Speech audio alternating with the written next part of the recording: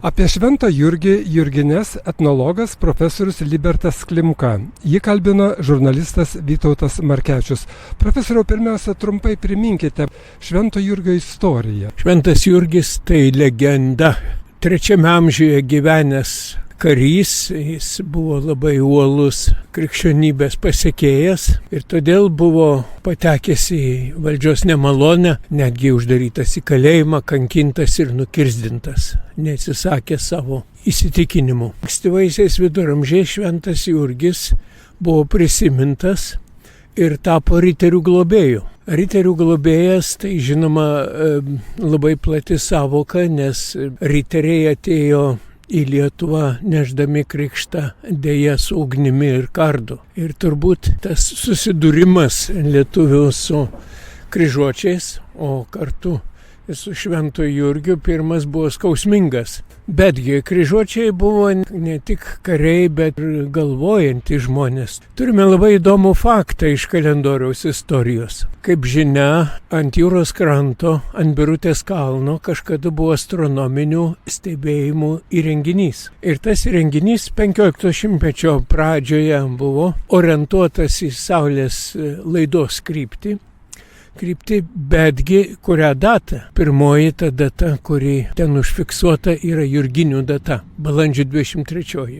Tai manytina, kad kažkada tai ten buvo pažymima šita šventė. Ją įvairiai vadina. Tai ir piemenų šventė, ir ganiavos pradžia, ir naktigonių šventė. Labai svarbus ciklas prasideda. Lietuviška patarlė sako, Šventas Jurgis tvartus atidaro, Šventas Martynas rudenį ir uždaro juos. Tai tas ciklo reikšmingumas dar buvo sustiprintas, nes tai dvaruose būdavo samdos metas, kada kumečiai buvo pasamdomi į dvarus ir jie būtent per Jurgines, šiek tiek po jų, keldavosi iš vienos vietos su viso šeima, su manta, su visko į kitą dvarą, keisdavo savo darbdavius.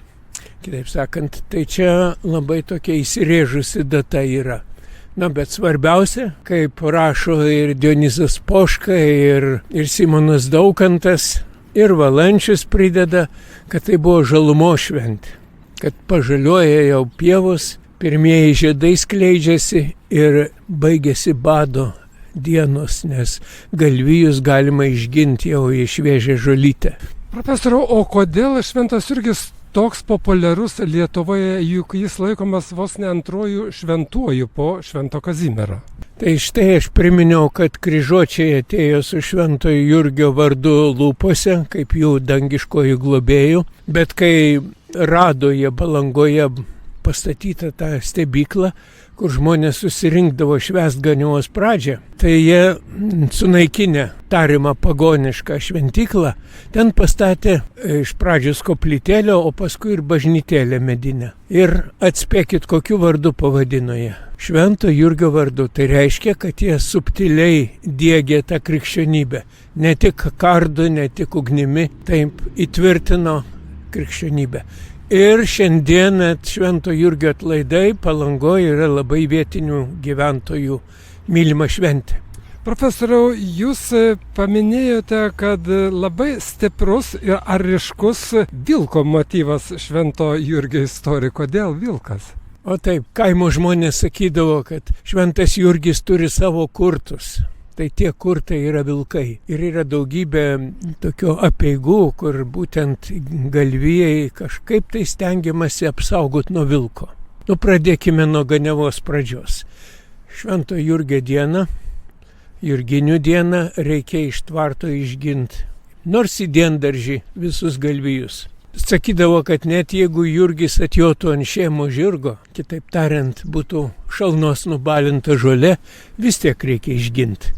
Nes čia jau yra tiesiog apeiga, kad visą ganiavos metą galvijai išbūtų sveiki, jų vilkai neišpjautų, na ir kokios nors bėdos neatsitiktų. Taigi, tai va štai pirmiausia, ant slenksčio šeimininkai padėdavo porą jurgučių, o tai yra svogūnų lukštais nudažyti 2 kiaušinukai ir pjūklas dantimis į viršų. Tas ilgas rankinis pjūklas.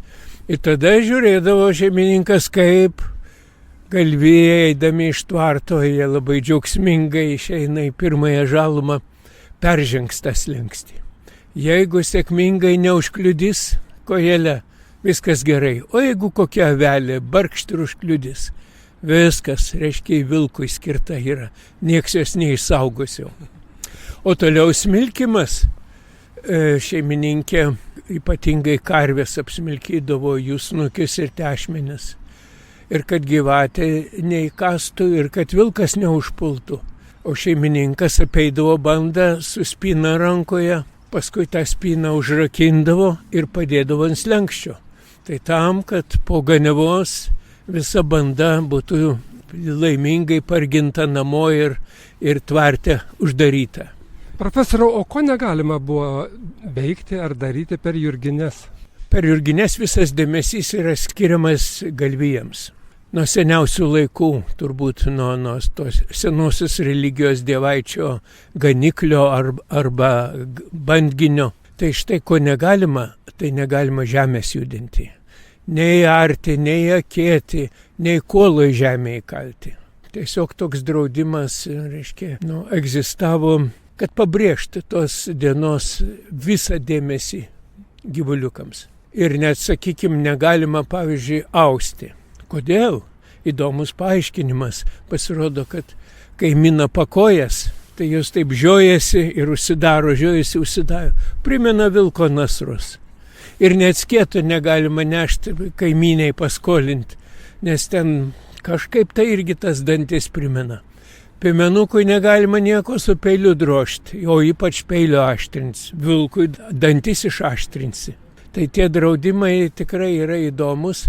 Na, jie net prasitęsdavo kartais į tokį ilgesnį laikotarpį, nes ypatingai rytų Lietuvoje būdavo tokia kalendorinė sumaištis.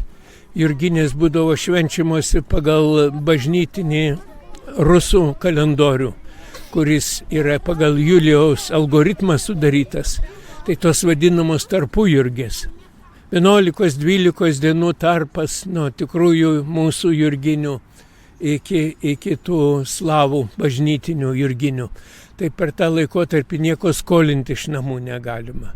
Tai tas ir, kaip minėjau, samdos dalykas, vykdavo tos persikraustimai samdinių, bet kartu ir matyt, kai kurie darbai buvo draudžiami, pavyzdžiui, audimas. Audimas draudžiamas, na, bet jeigu jau jis yra pradėtas ir nebaigtas, vėlgi negerai. Užbaigti reikia. Profesoriau, visas mūsų pokalbio leitmotyvas buvo, kad Šventas Jurgis buvo ir yra labai populiarus. O kodėl toks retas Jurgio vardo suteikimas berniukams? Jurgio populiarumą dar nulėmė labai vyskupo Matiejaus Valančiaus raštuose papasakota legenda apie tai, kad malda į Šventąjį Jurgį padėjo vienam artojui atgauti savo duonpelnį jautį. Jautis buvo susirgęs ir atrodo, kad jis viskas jau nebeišgelbės jo. O jis atsigavo po karštos maldos ir šeima buvo išgelbėta nuo bado. Tai šį legendą turbūt ir paskatino, kad labai daug tautodailės mes matome skulptūrėlių su Šventu Jurgiu, bet įsižiūrėkit į jo išvaizdą. Jis nėra tas aršus karys. Jis meigia tą ietimi smaką, kuris simbolizuoja visą blogį gyvenimo, bet jo žvilgsnis yra nukreiptas ten toli į laukus, kur žiemkenčiai jau pasikėlė. Ar varna matysis žiemkenčiuose? Per jurgines turi nesimatyti, reiškia, duonelė gerai auga. Turim tokios prieštarų kartais, o kartais labai tokių įdomių paaiškinimų. Tai ačiū Jums, apie Šventą Jurgį jurgines pasakojo etnologas profesorius Libertas Klimka. Jį kalbino žurnalistas Vytautas Markevičius.